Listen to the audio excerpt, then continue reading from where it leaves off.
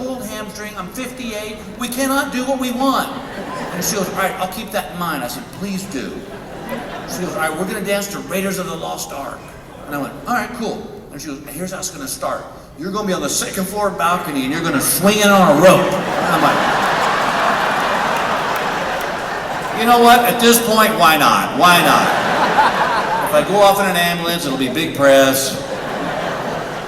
Well, we finally got eliminated. And but the funny thing was, and by the way, I joke with you, but I do appreciate you voting because it was one of the funnest things I've ever done in my career. And it was great to know that you guys were behind it. But I will be honest with you, I know when you heard I was on that show the first time, you actually watched it like you watch a NASCAR race. You were just looking for the crash. And I was too. Well, while that show was on, y'all, I had gigs like this. So I had to bring Emma on the road with me, and what we'd do is before y'all came in here, we'd be up here rehearsing whatever dance we had that week, and then when y'all start filing in, she'd go backstage and watch TV, and I'd do my show. Well, my friends thought I had just hit the lottery. They're like, dude, you get to take a 24-year-old British girl on the road with you, and your wife don't go? Winner!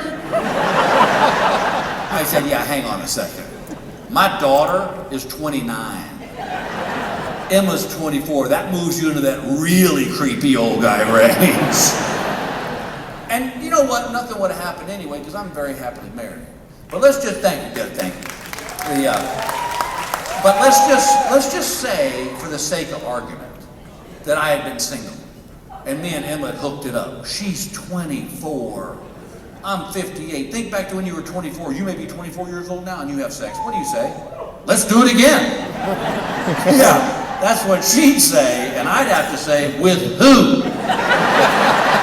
Did you bring a friend? Because it's one dance a night, princess.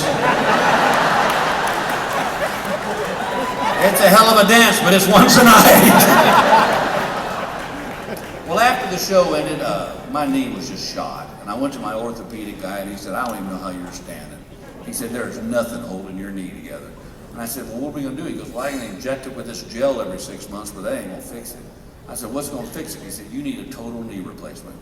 So December 15th of this last year, I had a total knee replacement. Now, has anybody had one? Yeah, they're not fun, are they, ma'am? You got 2 of them? Oh, God bless your heart. Oh, my God. I don't, you're stronger than me, sweetie, because, so I get to the hospital. You probably, you know, tell me if I leave something out. So, I'm in this bed with this gown on, that stupid cap, and my wife's standing next to me, Gail. And also this lady walks in, but she's not a nurse. She's in like office wear. And she goes, hi, Mr. Engvall. She goes, just got a couple of questions and we'll get you right into surgery. I said, all right, great. She goes, do you have a life insurance policy? I said, yeah. And she goes, oh, ready? She goes, now who's the prime beneficiary? I go, well, my wife. And she goes, okie dokie. She goes, now, do you have a do not resuscitate clause? I don't know. I don't even know what that is. And she goes, well, let's say, for example, if you're on the surgery, you're on the operating room table, and you slip into a coma, who's in charge of pulling the plug? And I said, no one. And I looked at Gail and said, what the hell is she talking about? I'm having my knee ripped. She goes, honey, it's a legal thing. If you slip into a coma, you have to state who pulls the plug and how long do you think we should wait before we do pull the plug. And I go, how about never? Look, if I'm in a coma and I'm seeing angels and hearing harp music, yeah, let me go. But if I'm watching fire shoot from the devil's pitchfork, let's keep the living machine going. And I said, sweetie, I don't want you pulling the plug. I want you laying over me going, Bill, don't leave me. You're the only man I've ever loved. You're the father of my children. I can't go on without you. And she goes, that is so sweet, but we really need to fill out the forms. And then it hit me. The woman who's the prime beneficiary of my life insurance policy is also the woman in charge of pulling the plug. How much do I tip this woman? But obviously everything went fine because I'm standing here in front of you. So I wake up in my hospital room and my leg's in this machine and it's moving it around, but something else is wrong. You ever know that feeling when you know something's up but you can't figure out what it is? And I'm flipping around in bed and Gail goes, what are you doing? I go, I don't know, something's weird. And I turn like this and something hits the inside of my thigh. And I went, oh my God. I have a catheter. I've never had a catheter. And they hurt. And I go, do I have a catheter? And she goes, yeah. And I said, why? And she goes, well, honey, you were under sedation. They don't want you to pee in the bed. And I said, well, how long do I have to have this? She goes, they're coming to take it out today. And as if on cue, the door opens, and in walks this brunette 24-year-old lady nurse named Christy. And she walks in. She informs me that she'll be removing my catheter. And I thought dancing with a 24-year-old was awkward.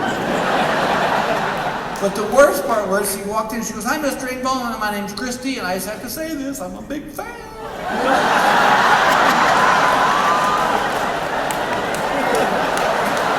Not now.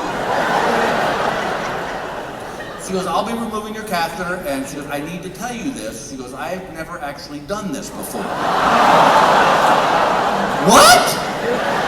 Well, go practice on a dead guy. She goes, I understand, it just feels like a little pressure. I'm thinking, oh my God, that's what the prostate guy said. So she walks over to the bed, she pulls the sheet down, she lifts up my gown and looks under it and looks at me and goes, do you have pets?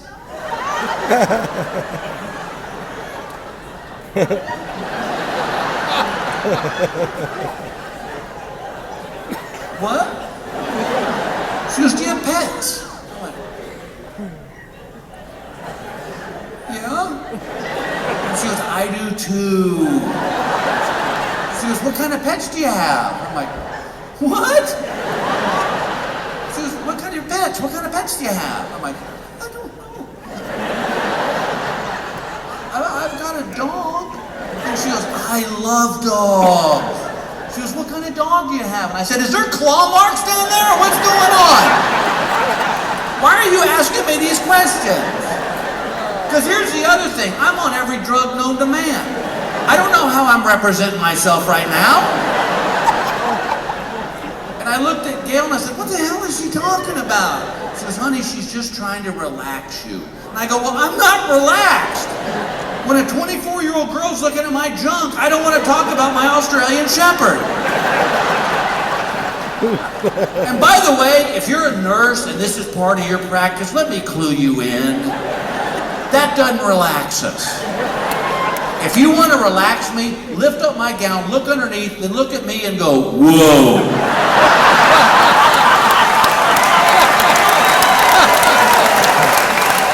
Now I'm relaxed. Well, she starts pulling this tube.